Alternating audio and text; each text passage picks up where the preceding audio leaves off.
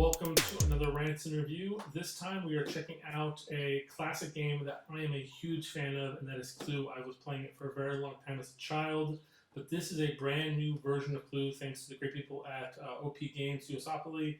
This is Dexter themed Clue. You are trying to find out who is the killer, who is out and about. That could be the Bay Harbor Butcher, that could be the Brain Surgeon, Trinity Killer, the Poisoner, the Doomsday Killer, or even the original Ice Truck Killer, which is really cool. And you get to take on the roles of LaGuardia, Dokes, Deborah, Batista, Joey, and Vince as you're trying to basically find the clues and track down who this is. So let's open it up. We'll talk a little bit more about the game and the process. But yeah. So I know Dexter is really big right now because of the new series that released on Showtime. That was the kind of the pick back up from where we left off in the last series. So that's always a lot of fun. But this is themed more on the lines of the original show, not the new series. So let's just go over the board real quick. Okay, so very different than any other form of Clue game. Instead of having like rooms and everything, it's kind of like crime scenes, and they're all around the edge of the board. And then on top of that, you do still have your shortcuts that take you from corner to corner of the board, which is really nice. And it appears to be little question mark spots on the board. And so we'll go over that. That seems. Oh, then you have little entrance points where you can actually enter into areas like the swamp, the warehouse, construction site, skate park, botanical gardens, the comic book store, the police station. So it's really kind of cool. We have a manual here, some kind of the original Dexter artwork from the series. I'll go into those in a second. We've got dice here.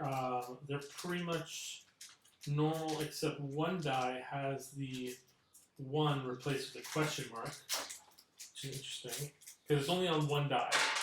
The other die is just a normal 1. And there is a little bit of difference to the beveling on the dice, so it's easy to tell which one is the one that was specially made. Get a traditional Clue board here, sheets with layers to use. They are double-sided still, and then you have where, which, and who. So, interesting. I'm wondering how that plays in, but we'll look a little more into that. Then we have the envelope for playing the cards, and this is a really good thicker stock than I remember playing the ones when I was a kid. And then these are the boards for the standees.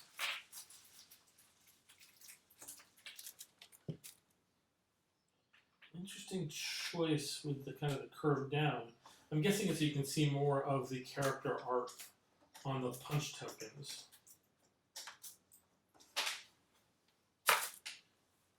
So you want to match the colors. It's actually appropriate that Quinn is purple. I think he wore a lot of purple in the show. The only person I think would probably be good at purple would probably be LaGuardia, but she did wear a lot of animal print, like cheetah print, so that is pretty appropriate also for her to be yellow. I don't know about Vince with green. I don't know about Vince with green. I felt like Angel was better with green.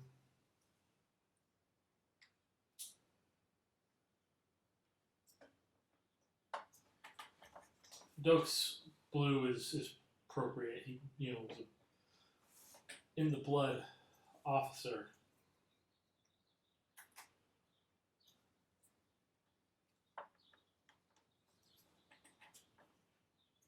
Batista being red, Deborah being white. These holders are very tight. So just make sure you have them the way you want them before you put the pieces in. Alright, so those are your little pieces there. And then these are actually the tokens, like the murder weapons, which, in all seriousness, don't really actually play a part in the game, but it's cool to have them there to look at them. And we have things like the Ice Truck Killer's truck. We have the urn from the Trinity Killer, Dexter's boat for the Bay Harbor Butcher, a bone saw for the brain surgeon.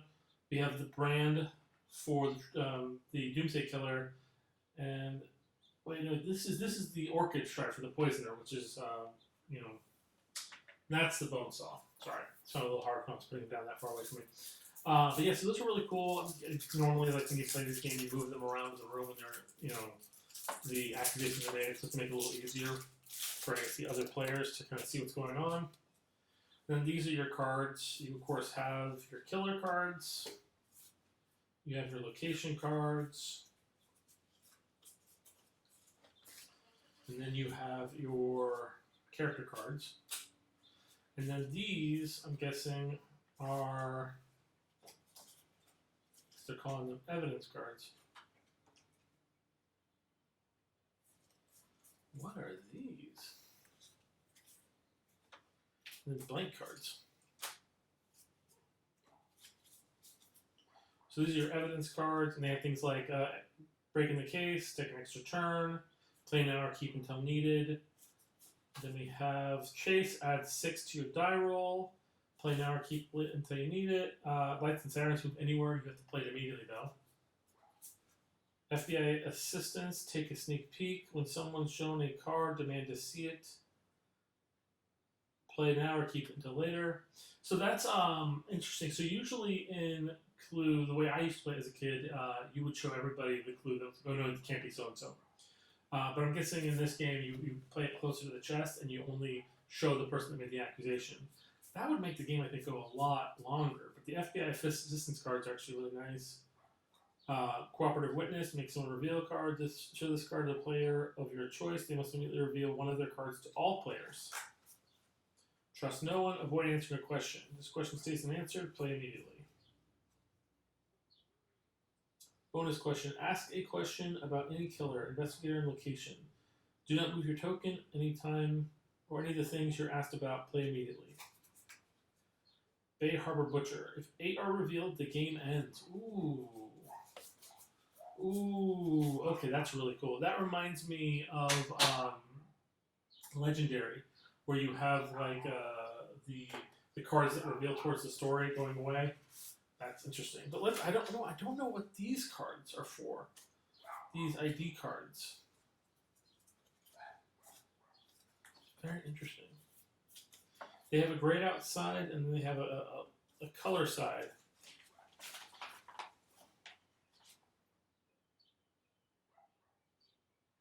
Personality. Oh, okay. These are cards you give the other players. Okay.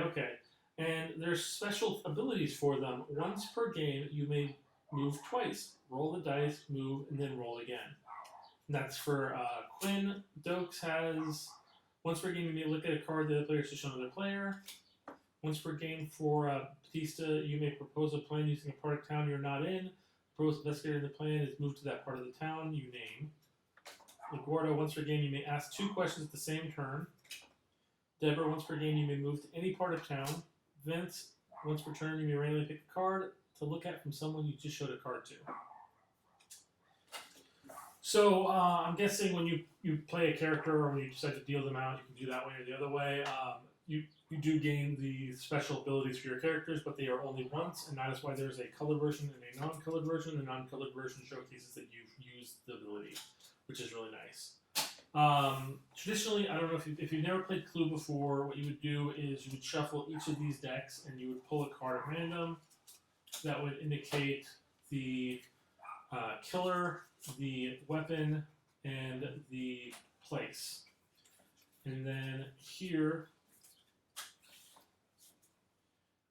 you would shuffle those out, put those inside the clue box, and then no one can see it until they make a formal accusation. And then if they're right, they win the game. If they're wrong, they lose. So it looks like they switched the weapon for the killers. And they still have the items to represent the killers. So what it is it's you're saying who's going to catch the killer, where they're going to catch the killer, and like who the killer is, I guess.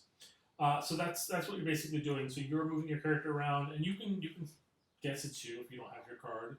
I mean, you would think that would be the idea. Like, I want to be the one that catches it, but frankly, you also want to be the one that wins the game. So you would take the um, with the evidence cards, shuffle them up, and I would imagine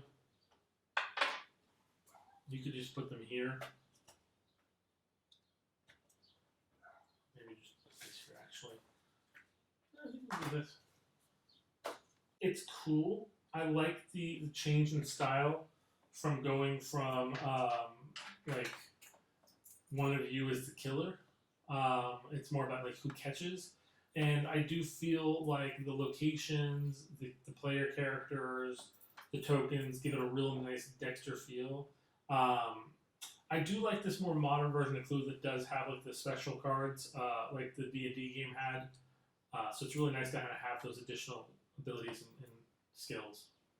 Thank you guys so much for watching. Remember to keep track every Friday for a new rant and review video. We'll see you guys next time.